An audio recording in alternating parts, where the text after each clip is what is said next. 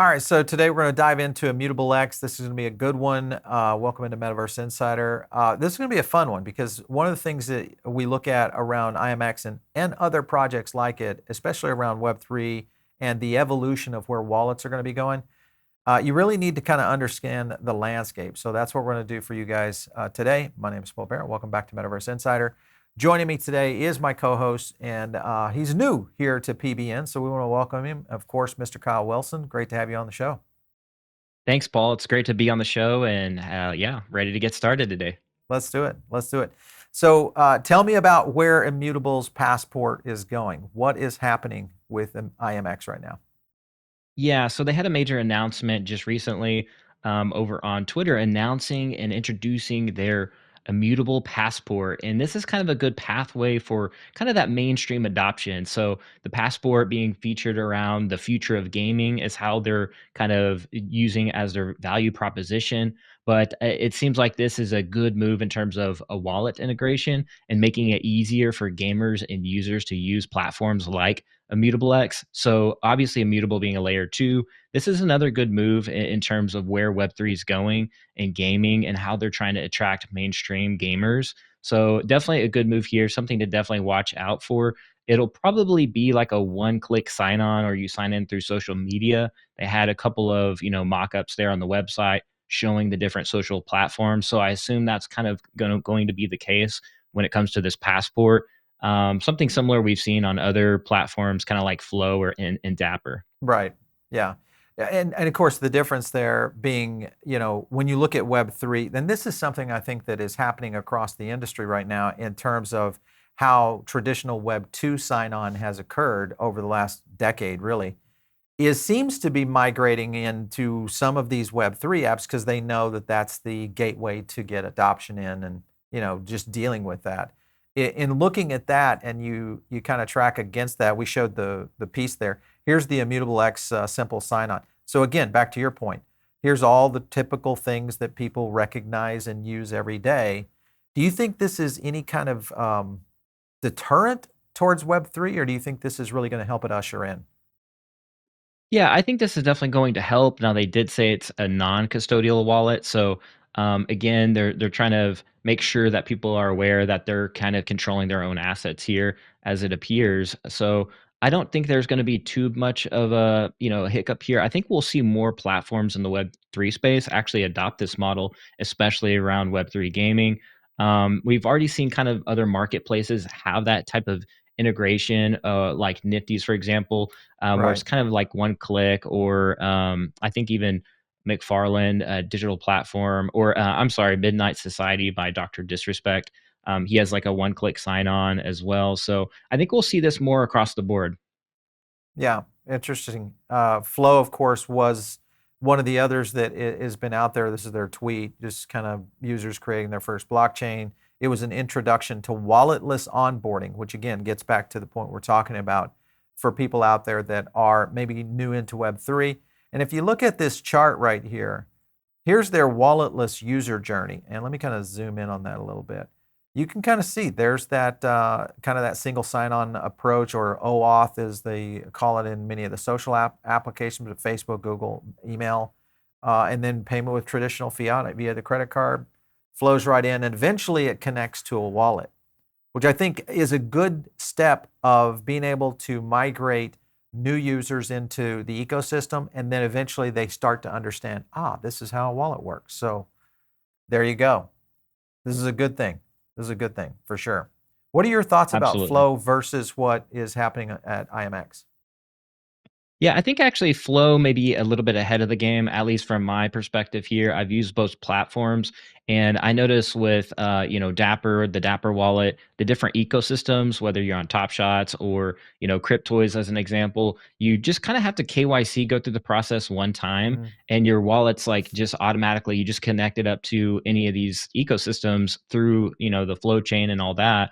And it's pretty seamless. And I will say they're doing a great job there. So I could see, IMX doing something very similar here, where it's kind of in that centralized place. Now it's up to users to still secure their, email, or whether it's their social media platform that they're logging in through. So I think in terms of security, it'll come down to the user to kind of really make sure they're still securing their different ways they're accessing these wallets.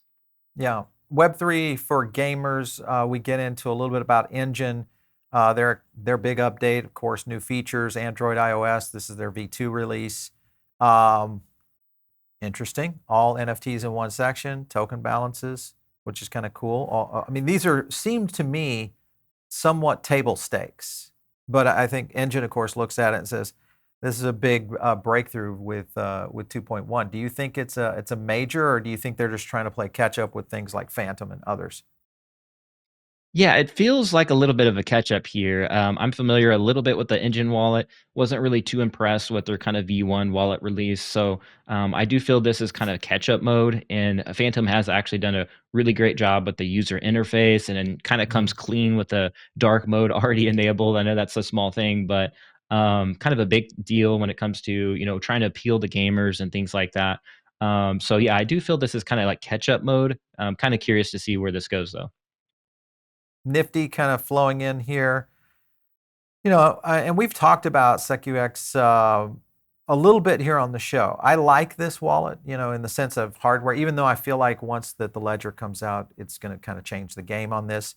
Do you think we're going to see more of these kinds of scenarios playing out? Hardware, much like what Left Ledger's Stax approach is, versus what we see with Phantom and Enjin. Yeah, I think we'll see more, the physical wallets and kind of that, LCD screen and things like that, so you can actually see visibly your NFTs. So obviously, NFT has the market has blown up quite a bit this past couple of years. So I think yes, we'll definitely see more of those hardware wallets and kind of more of that screen you can actually see to make it more appealing Hmm. for people to buy Yeah. that product. But yeah, that's what I do see that happening and being a trend for the foreseeable future. Yeah, we'll take a quick break here for a sponsor, but I definitely want to get in and talk about the last wallet here when it comes to Web3 gaming.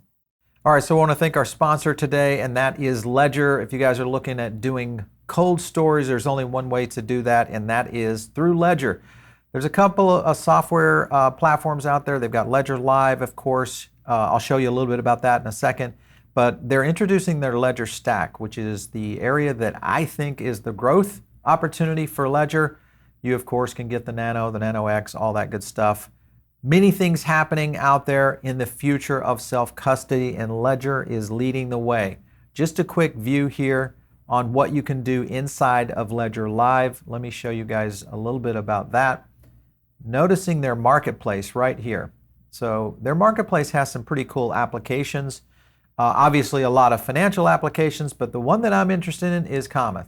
And this, of course, is gaming inside of the Ledger Live. So these are some of the things from an innovation standpoint that I think really work. If you guys want to use our discount code, make sure and click the link below, and you can start enjoying things like Cometh and, of course, self-custody, which is the way to go. All right, so let's pick it up right here with Phantom, because Phantom, I think, is kind of I would call it the showcase of Web3 wallets. Very sexy looking. It's, obviously Solana. It's got a lot of integrations. It's heavily tied, obviously, with NFTs, and there's a lot of people using it. Do you think that this one breaks out as one of the leaders when it comes to Web3, especially as we start to see this adoption curve coming up? Yeah, I would say so. I mean, like you just kind of hit the nail on the head there, is it's a clean interface. It looks sexy. You feel like when you open the wallet that you want to use it. Very kind of seamless to use there and easy to connect. The only drawback is kind of the load time. It kind of takes a second to load, but I've seen improvements, slight improvements and millisecond improvements there upon opening, loading the wallet. But I would say out of the box, great job, Mm-hmm. Phantom Wallet for sure.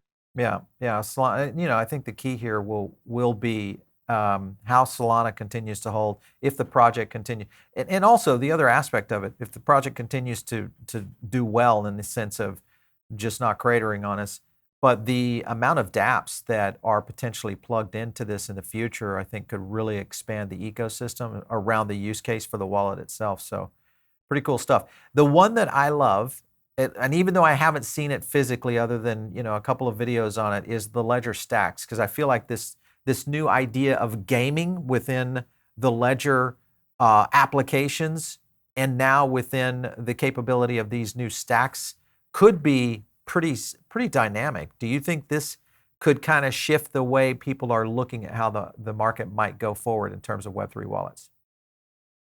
Yeah, I think so. I think Ledger could pivot. They could do a number of things. We've seen a lot of integrations. We've seen a lot of partnerships. I believe they even had the Ledger Sandbox partnership as well. So, in terms of like setting the bar, Ledger is definitely doing that. I think they're doing a very good job of creating innovative tech here, and being the stacks being one of those things. And I believe they're continuing to release product. They're continuing to take ground. So, I love to see this. I love to see innovation and make it more kind of sexy and appealing to the mainstream audience out there to say, hey, I actually want to buy a wallet because this actually is something I could use and will use just by looking at it. Yeah. Kyle, I see your VeVe sign behind you. What do you think about this new branding? I had to ask you. New branding, it's Uh, tough to say. I'm not necessarily a fan, honestly, but maybe it'll grow on me. But I'm a big fan of the old logo. I thought it was very sleek, good looking, and straight to the point. So the heart, I don't know.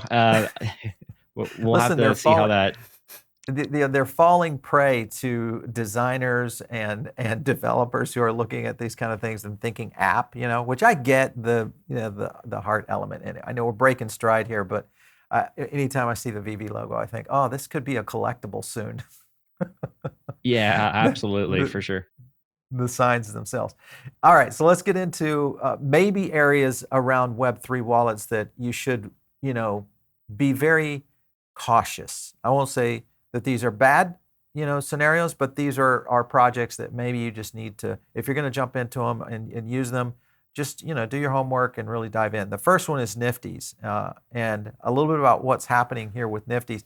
When you look at wallets, what are some of the criterias for you that says, okay, this is one I would use, this is one I would not use? Yeah, I would say user interface and also the ease of use of that. So when you go into a wallet, when you first load it up, how does it look? Does it walk you through these different prompts successfully?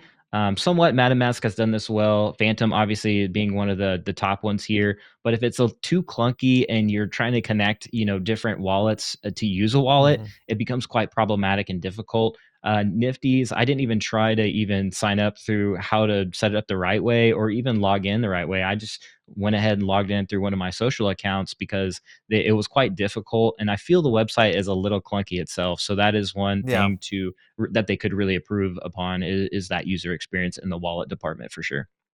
We've had William Quigley on of Wax, and here's the Wax Cloud Wallet. He's very, obviously he's a big, champion of it. He runs the company, but key here obviously is still, kind of the sign-on mechanism: Facebook, Google, Twitter, etc., all tied into this. And though I look at Wax and I feel like it's somewhat dated, it doesn't feel like Web3. It looks like a Web2 Band-Aid that's kind of moved on. And I know Mr. Quigley would probably not like that statement. But point is maybe there's an opportunity for improvement here for Wax. Do you think they can maybe shift gears and kind of clean up the concept?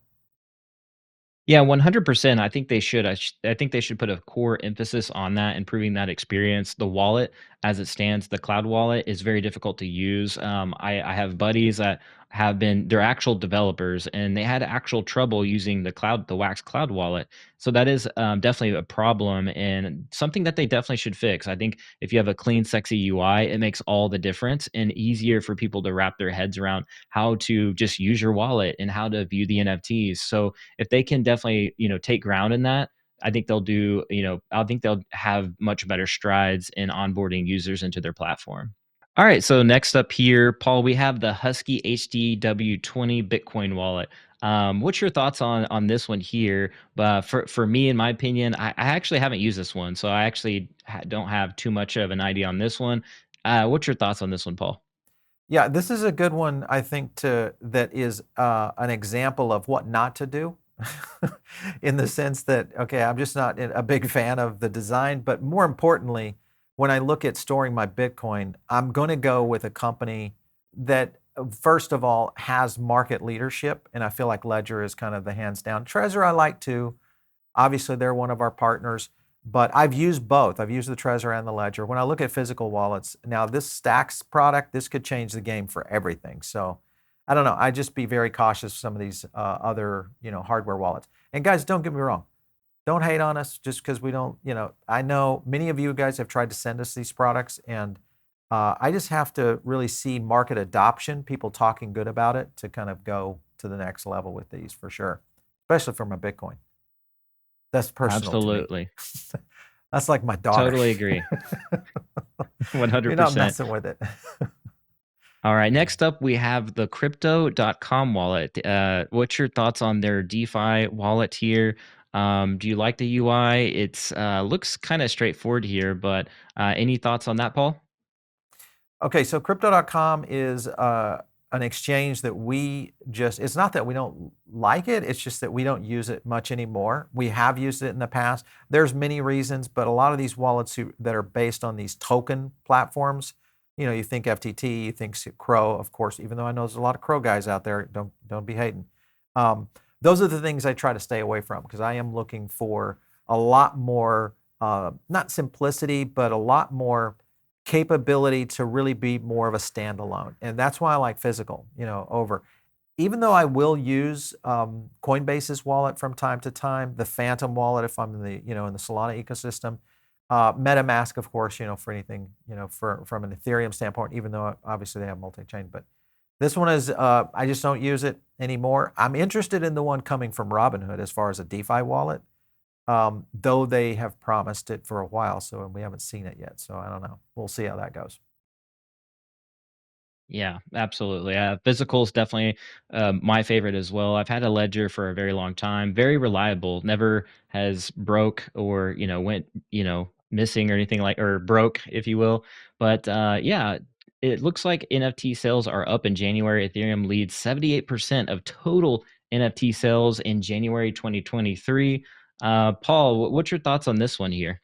This is crazy. This thing just shows you guys how powerful ETH is in this ecosystem, and it's not going away. So, I mean, you can kind of see the numbers right here. Let me kind of zoom in on that one right there. January 2023, almost 100 million, or almost a billion. There we go. 41.9% six interest or percent increase from December. In what feels like, and many people still looking at the market as being a down market, but yet NFTs may have bottomed out. Do you think we're in a scenario right now where NFTs may have reached their bottom, and we could be just seeing upside from here? Yeah, it's very possible. And even in the past, the data was always showing typically that NFTs were kind of outperforming crypto in general. So I believe that this could definitely be a bottom, or, we've definitely felt it. And recently here in the NFT market, is prices definitely increase, especially those blue chip collections. So I definitely think that some of those could be bottomed out. People accumulating them as they go on a low and kind of stacking them for the long term. So I definitely could see that this could be a kind of bottom, if you will. Yeah, I want to showcase one thing right here, and that's these blockchains by NFT sales volume. ETH, obviously, just gargantuan. Solana, at least respectable to a certain extent at 150 million there. But then you go into Cardano, which I think a lot of people didn't really realize there was many NFTs within the Cardano ecosystem. Immutable-X obviously has a long road ahead of it. That's going to be a big one. And then Polygon, which we keep thinking is going to be an absolute monster, still, holding really kind of neck and neck with where Flow is going. So the good thing is there's a lot of opportunities here for NFT, not only the creators, but also the collectors. And I think they're really solid, and they're getting better and better as the market continues to mature. I think whether or not we get one or two winners, maybe three winners, when we see mass adoption really take its market position, because we're still on that kind of that lower bell curve, is still up in the air for sure. So interesting to watch.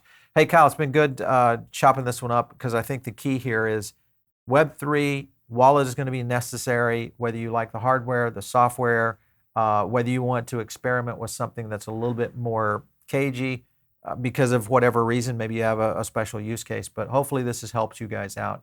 Make sure and smash the like button, because it does. If you like these kind of tandem shows, we'd love to get your feedback. It's one thing that we really want from you, our listeners, and our viewers. If you're listening in over on the podcast, get over here to the YouTube channel. You can catch us out where we're doing some charting.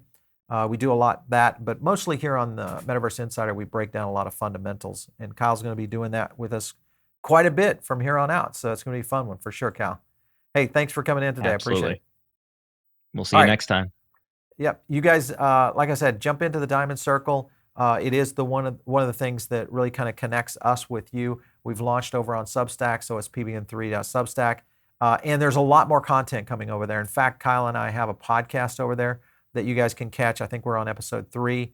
All that's available right there on the new Diamond Circle, which is also connected to PBN or paulbaronnetwork.com. So easy to catch me. It's out there on Twitter @PaulBaron. We'll catch you next time right here on Metaverse Insider.